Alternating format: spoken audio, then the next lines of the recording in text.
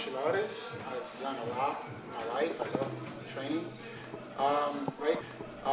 Right now, my focus is predominantly mixed martial arts for competition and self-defense. I'm a black belt in Brazilian Jiu-jitsu under Carmen Zaki, who's a black belt under Marcelo Mello, who goes back to Hoyle Gracie. We train here in multiple styles. I have developed and structured a system from years of training in the 80s with ninjutsu, which is based on every aspect of the human body. It's body skills method. And I am now doing what we call it triplicity. It's based on a formula of striking, grappling, and movement, and it's a way to decipher many different martial arts.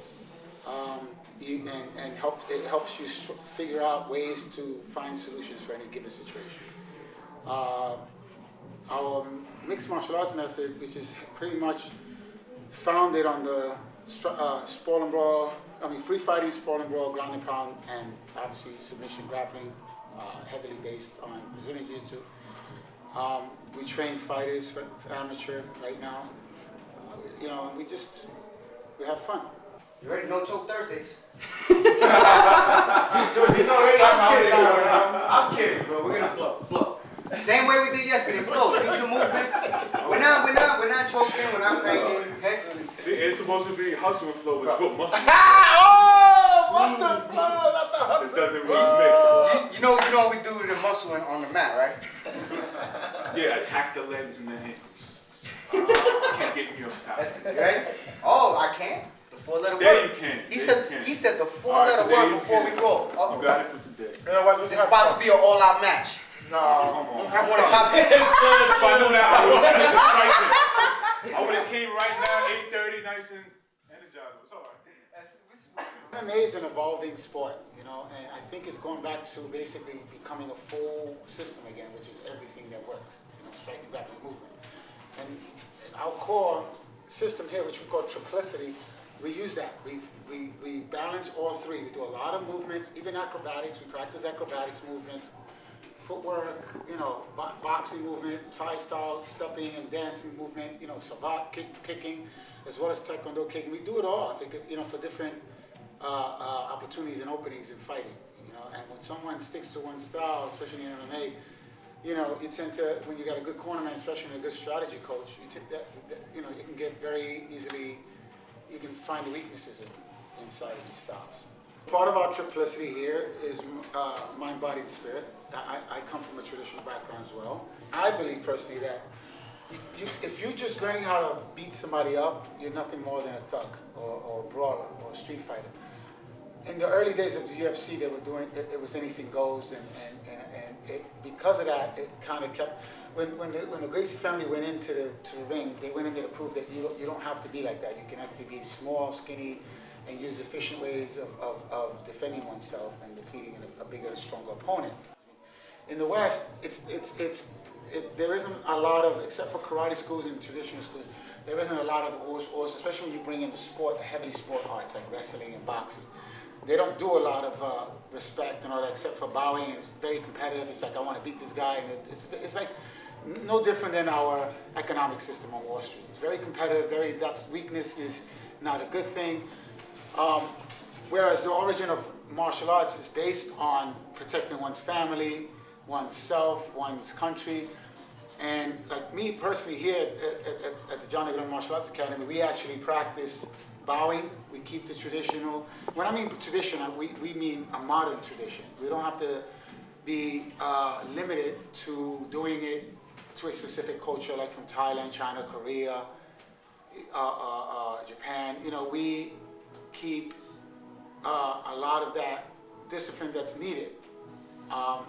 In the MMA world, there's a lot happening, a lot of different camps, a lot of different ways that people develop fighting strategies and methods to solve situations, or at least it was during the 90s. Now it's becoming more of a fixated system. However, I feel that there's always room for etiquette and courtesy and respect.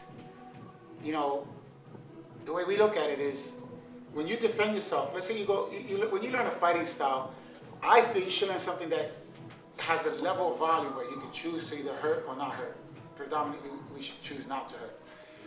A lot of styles, like let's say, I don't want to say any specific names, but you know, you have styles that just concentrate on bashing and striking and breaking. And when you're at a party with your family, you got an uncle that's drunk and he's losing out of control and he's running around slapping people, and you got to take your uncle and put him in his, you have to calm him down. You can't just walk up to him and smash him in his face and break his face. You know what I mean? You know, these kind of arts are limited to that. Whereas like arts like Jiu-jitsu or even Taijutsu or Aikido or Judo, you know, they give you a little bit more options, you know? Wrestling even, you know, you take the person down, you put them in submission, you hold them down, or you hold them in a position till they give up. I believe in keeping the benevolence of martial arts, the beauty of it. How good could it be if you can't train somebody that's strong, you know, or a woman or a child to defend themselves and use this art effectively? Well, I believe we need to give something back to society, not take away from, and be a burden to. My name is Noah Lavilas Jr. I'm an amateur mixed martial artist. Honor, respect, and loyalty. Those are three fundamental things that were always instilled into me, but, you know, you get the aggressiveness of the stand-up. The Brazilian Jiu-Jitsu actually kind of brought more the less aggressive side towards, you know, it brought that side out of me a little more. To be a complete, effective fighter in mixed martial arts, you're going to need a ground game. Wrestling is very effective, but from what I see in wrestling, there's no submissions.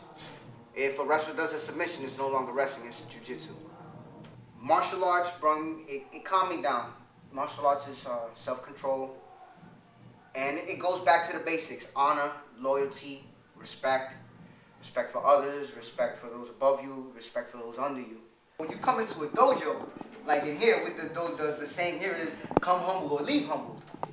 You know, so in here, you know, the etiquette is, you know, you bow in, you know, you show respect to the masters, the pictures of the masters and the teachers on the wall, to your trainer, or, you know, here would be your shidoshi, which is shower of the way, pointer of the way. You come here, you know, you show your respects to everybody. You calm, controlled, honor, loyalty, respect, honesty, integrity. Respect isn't fear. Respect is something. I don't even know how to explain the word, you know, respect. It's something that you can't truly explain. It's something that you have to know, you have to feel. Respect is earned. Yeah. Discipline isn't to beat somebody up, but to being able to, you know, it's being able to be the better person when you don't have to be. And being better than yesterday, being better tomorrow, looking to be better tomorrow than you were yesterday. Yeah. It's daily progress. Daily progress. We're all family here.